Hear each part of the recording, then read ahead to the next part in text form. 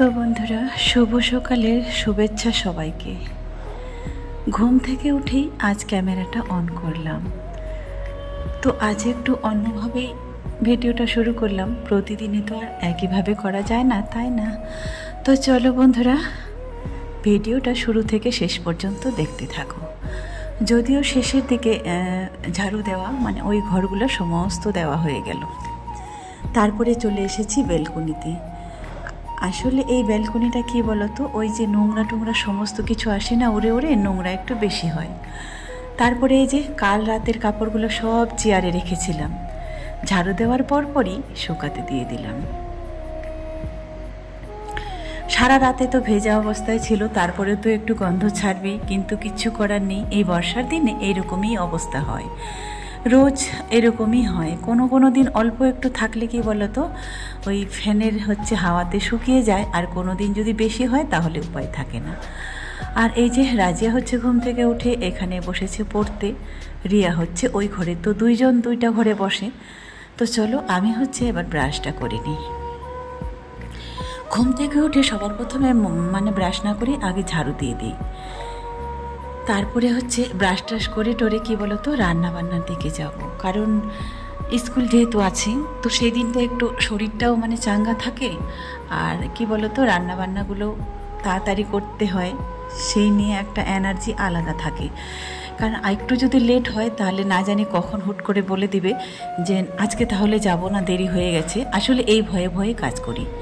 তো চলো, আমার তো আবার ওষুধ দিয়ে দিনটা শুরু হয়, আবার ওষুধ দিয়ে শেষও হয় দিনটা। তো চলো, তারপরে দেখলাম এখানে জল পড়ে গিয়েছে, হুট করে জল চলে এসেছিল। আর নিচে বেসিনের যে নিচের পাইপটা কখন যে খুলে গেছে বলতেই পারবো না, তাই জলে ছিলাছিল হয়ে গেল। সেই জলটা আবার কি বলতো মুছতে হলো। তো চলো, তোমাদেরকে আজকে একটা কথা বলবো, যারা যে না বললেই নয় সেই কথাটা। আসলে কি বলতো, আমিও যার না বাইরেটা দেখে আমরা অনেক কিছু বলে দিতে পারি, কিন্তু ভেতরে দেখে তো আর কেউ বলি না। আর যারা ভেতরটা ভালো করে জানে বুঝে, তারা কিন্তু কখনো এই কমেন্টগুলো করে না। তো আমার একটা নাকি শেষ সুযোগ ছিল স্বামীর বাড়িতে যাওয়ার।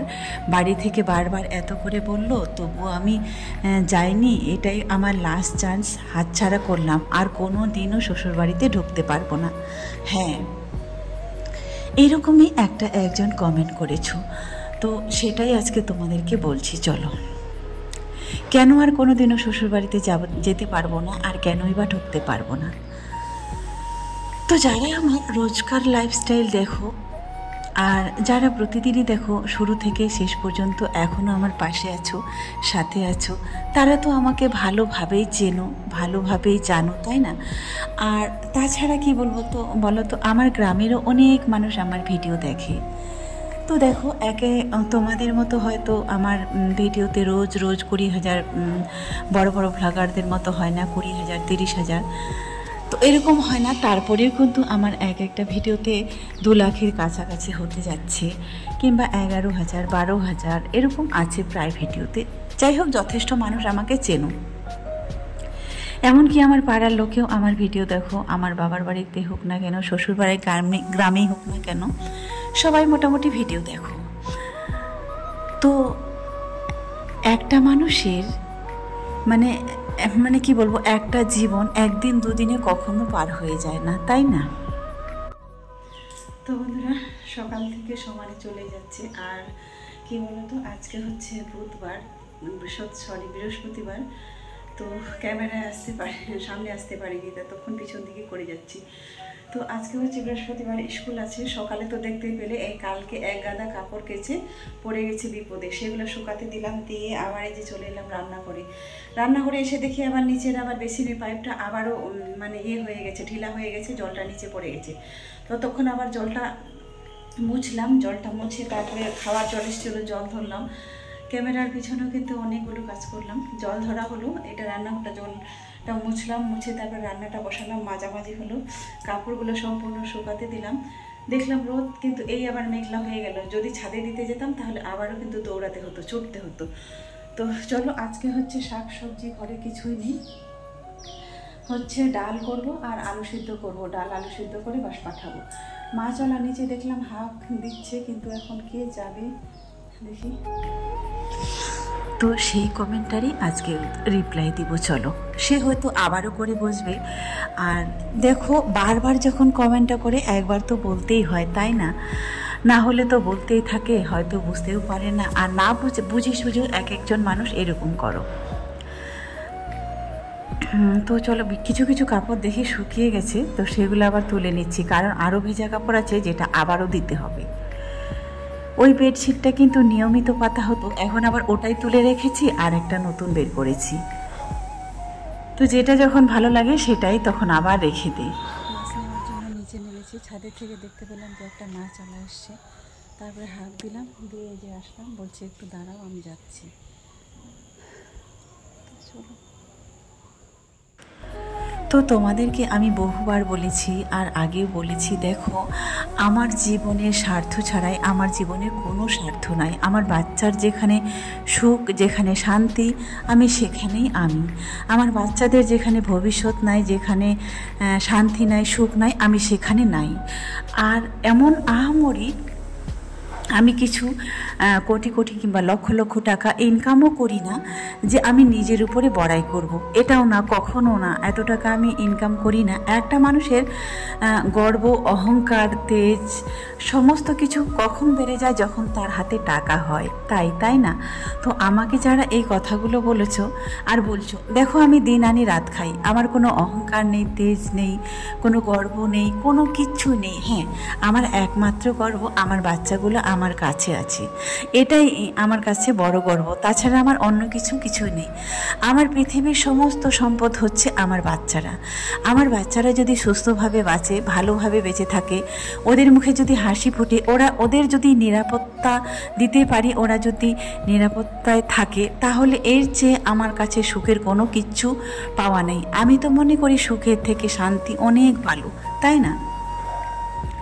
তো যারা বলেছো তারা এবার না জেনে বলেছো নিশ্চয়ই কথাটা। তুমি হয়তো আমার আগের জীবনটা কিংবা শ্বশুরবাড়ির জীবনটা হয়তো জানোনি। আর তো যাই হোক, আমার যারা কাছের মানুষ আছে, যারা জানে, আর যেই ভিডিওটা আমি সোশ্যাল মিডিয়াতে দিতে পারিনি, যেগুলো আমার খুব কাছের বন্ধু, তাদেরকে আমি একটা ভিডিও পাঠিয়েছিলাম। তো তারা আমাকে একটাই পরামর্শ দিয়েছিল, দেখো তুমি বাঁচার মতো করে বাঁচো। তো দেখো, এই কথাটার মধ্যে আমি কিন্তু অনেক কিছু খুঁজে পেয়েছি, যে তুমি বাঁচার মতো করে বাঁচো। একটা মানুষের জীবনের স্বস্তি, শান্তি, সুখ কখন আসে বলো তো? জীবনসঙ্গীটা তার যখন সব দিক থেকে পারফেক্ট হয়। একটা জীবনসঙ্গীর কাছে যদি, যেখানে আমার নিরাপত্তা নেই, তার কাছেই যখন আমি ভয় পাবো যে দিনের বেলাটা কেটে গেল, রাতের বেলাটা না জানি আমার জীবনটাই কেড়ে নেয়, এমনও জীবনসঙ্গী আছে। তো যারা শুধু এগুলাই মানে ভুক্তভোগী, তারাই শুধু জানে। তো আমি তো মনে করি, দেখো আজ আছি কাল নেই, প্রত্যেকটা মানুষের জীবনে। এটা না যে আমি আমার জীবনেই শুধু জীবনের শেষ দিন হবে আর আমারই শুধু জীবনে আমি শুধু মনে করি যে আমার আজ আছে কাল নেই, কিন্তু তা না। প্রত্যেকটা মানুষের যেমন শুরু আছে তেমনি শেষও আছে। তাই আমি মনে করি, কি বলতো, আমার বাচ্চা দুটোকে যদি আমি মানুষ করতে পারি, তাদের সঙ্গে যদি আমি জীবনের শেষ দিনগুলো যদি থাকতে পারি, তাদের জীবনটা যদি আমি শুরু যেমন করে দিয়েছি, এবার শেষটাও যদি করে দিতে পারি, তো তারাই মনে হয় তাদের কাছেই আমার জীবনটা সেফট। অবশ্যই এবার একদল হয়তো কেউ বলবে যে কার সন্তান আবার কাকে দেখে, কার ছেলে কাকে দেখে, কার মেয়ে কাকে দেখে।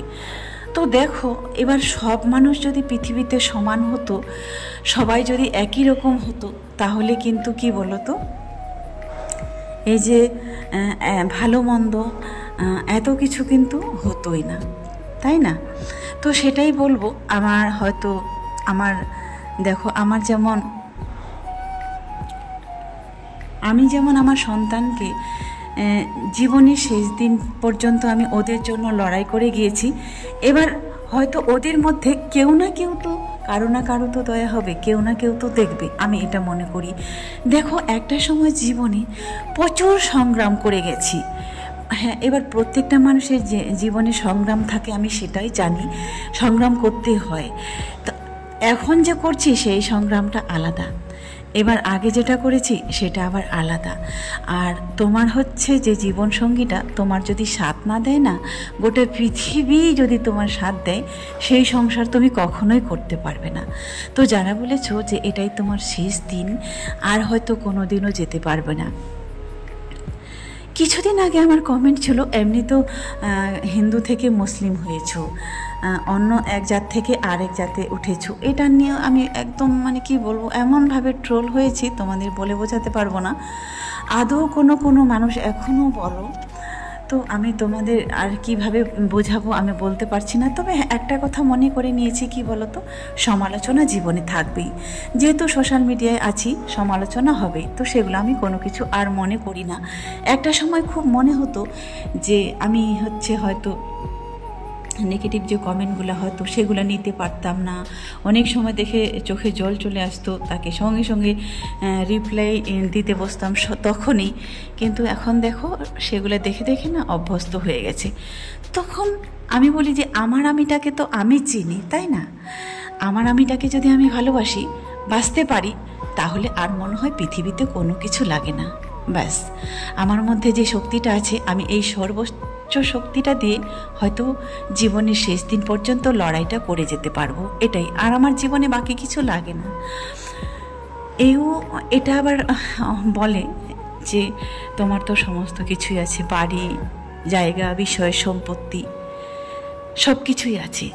তো দেখো, তারপরেও আমি মনে করি আমার সবচেয়ে বড় সম্পত্তি হচ্ছে আমার বাচ্চারা। এরা যদি আমার পাশে থাকে, নুন ভাত খেয়েও কিন্তু শান্তিতে থাকতে পারবো, তাই না? তো চলো, অনেক কিছুই বলে দিলাম। আর যে কমেন্টটা করেছো, তাই সে নিশ্চয় আজকের কথাগুলো যদি শুনে থাকো, তাহলে অবশ্যই দ্বিতীয়বার কমেন্ট করবে। তো চলো, সারাদিনের ক্লান্তি কাটিয়ে এবার হচ্ছে দিনের শেষ, সূর্য অস্ত চলে গেল, তাই না? তো যেমন এই সূর্য অস্তটা যেমন গেল, কিন্তু উদয়টাও খুব দ্রুত হবে, তাই না? দিনের শেষে যেমন রাত্রি হয়, রাত্রির শেষে তেমন সূর্যোদয় হয়। প্রত্যেকটা মানুষের জীবনে মনে হয় এই ঘটনাগুলোই ঘটে।